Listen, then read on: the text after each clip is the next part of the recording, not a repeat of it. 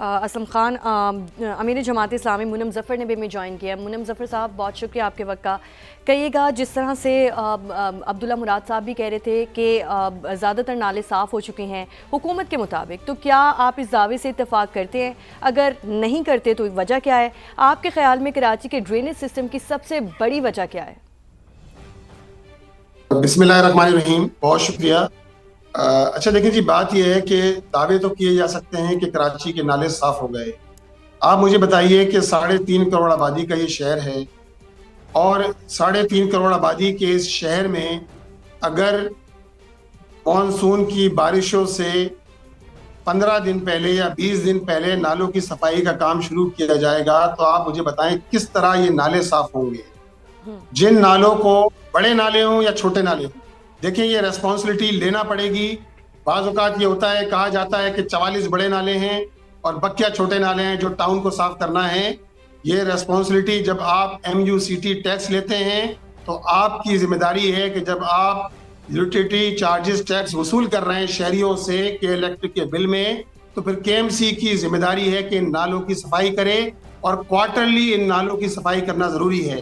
ابھی آپ دیکھیں ٹینڈر کیے گئے ہیں 53 کروڑ روپے کے ٹینڈر کیے گئے ہیں نالوں کی صفائی کے، لیکن سال میں ایک مرتبہ نالوں کی صفائی سے تو کام نہیں چلے گا کہ جن نالوں کے اندر، جن ندیوں کے اندر، لیاری ندی ہو، ملیر ندی ہو، گجر نالا ہو یا دیگر اورنگی ٹاؤن نالا ہو، محمود آباد نالا ہو، ان نالوں میں جس طرح یہاں کچرا کنڈیاں بنا دی گئی ہیں، اور میں تو دیکھتا ہوں کہ لیاری ندی کے ساتھ ڈمپنگ پوائنٹ بنا دیے گئے ہیں کہ جہاں ڈمپ کیا جاتا ہے، کچرا آ کے ڈمپ کیا جاتا ہے۔ تو ایسی صورت میں آپ اندازہ لگا سکتے ہیں کہ بارشوں کی صورتحال میں کیا ہوگا۔ اربن فلڈنگ کی صورتحال پیدا ہوتی ہے، لوگ ڈوبتے ہیں، بچے ہمارے ڈوب رہے ہوتے ہیں، یہ کیفیت پیدا ہوتی ہے۔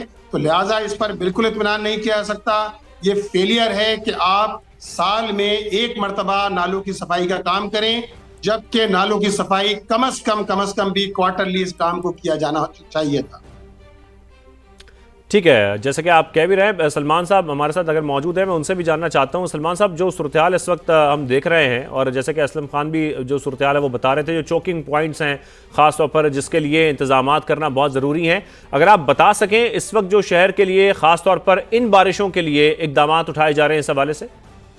جی، جن چیکنگ پوائنٹ کا ذکر اسلم بھائی نے کہا ہے ان کو ہم نے کلیئر کرا دیے گئے، اور چوکنگ پوائنٹ کلیئر کر دیے گئے، اور نرسری کا جو بتا رہے تھے جو پچھلے سال واقعہ پیش آیا، وہاں ایک ایشو تھا، اس کو بھی سارٹ آؤٹ کر دیا گیا تھا تاکہ اس نالے میں پانی کی رکاوٹ تھی وہ بھی دور کر دی گئی ہے۔ ہیوی مشینری انڈر بائی پاس میں کھڑی کر دی گئی ہے، اور اس طرح نہیں ہے جس طرح یہ کہا جاتا ہے۔ دیکھیے 46 بڑے نالے جو KMC کے ڈومین میں آتے ہیں، اور 520 نالے ٹاؤنس کی ذمہ داری میں آتے ہیں۔ جیسے محمد ظفر صاحب کہتے ہیں، ہم نے تو تمام ٹاؤنس کے چیئرمین کو آن بورڈ لیا ہے، ان کے MC بلائے تھے، ان سے بھی کوارڈینیشن کی ہے میئر صاحب نے کہ آئے مل کر اس برسات میں شہریوں کے لیے کام کرتے ہیں۔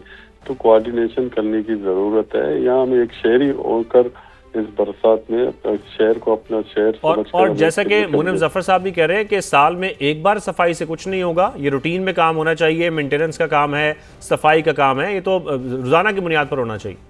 جی، یہ 3 مہینے تک مسلسل کام ہوتا رہے گا۔ میں نے جیسے ہی آپ کو بتایا نا کہ جو جولائی کی 1 جولائی سے شروع ہوا ہے، یہ ستمبر تک یہ کام چلتا رہے گا۔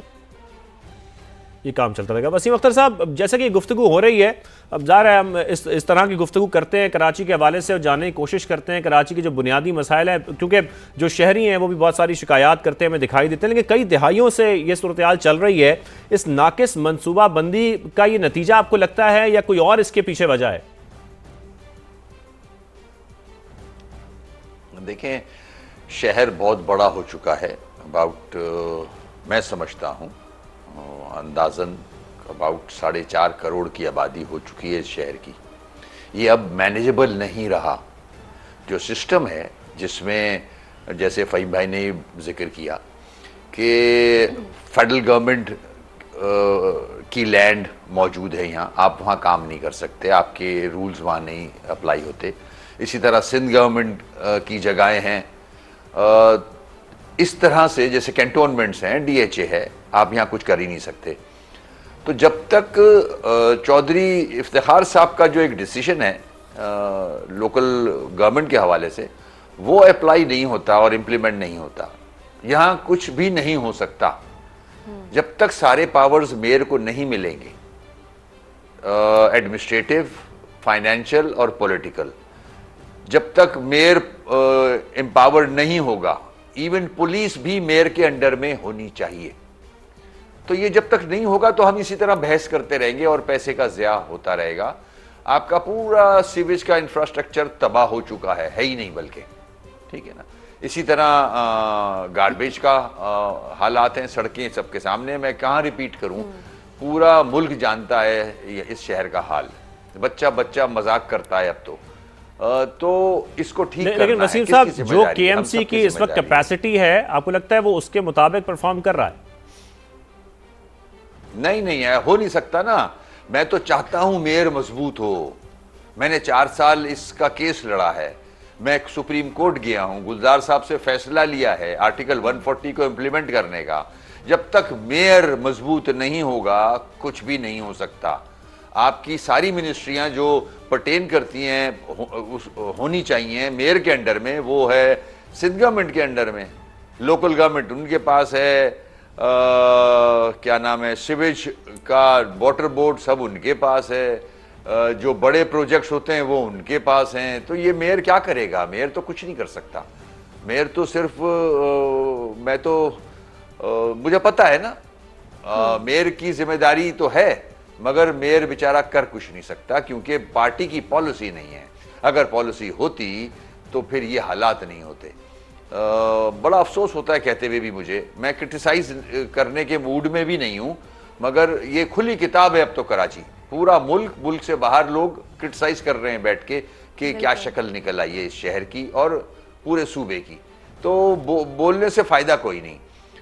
जो चीज़ें हैं एक्सपर्ट्स को बिठाएं, इख्तियारात मेयर को दें, मेयर की जिम्मेदारी बनाएं ताकि मेयर जिम्मेदारी से काम कर सके। मेयर कर ही नहीं सकता कुछ, क्या करेगा मेयर?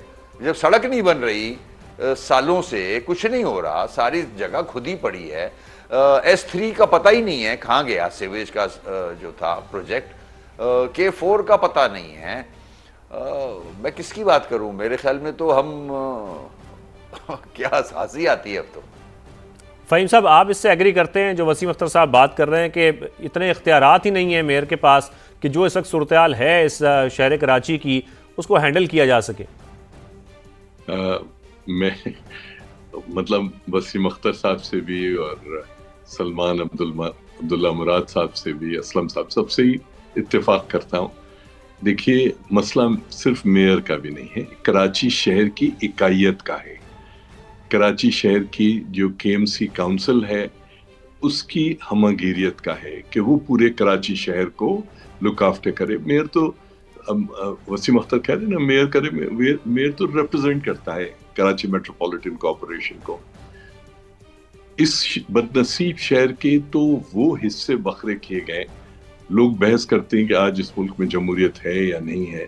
मसला ये कि इस मुल्क में कभी जमहूरियत आ भी जाए तो नहीं लगता कि कराची शहर को उसके कोई फायदे मिलेंगे, क्योंकि कराची शहर जो है वो सोने का अंडा देने वाली मुर्गी है जिसको सब उल्टी छुरी से काट के खाना चाहते हैं। कराची को जो वसाइल मिलना चाहिए हैं वो कराची को नहीं मिलते। कराची जो वसाइल जनरेट करता है उसको देखें और जो कराची को वसाइल मिलते हैं उसको देखें। आप कराची का किसी भी दूसरे शहर से, इस्लामाबाद, लाहौर, मुल्तान, किसी शहर से कंपैरिजन कर लें, आप यकीन करें आप उसके कहीं शान क्या बिल्कुल बराबर भी नहीं आते।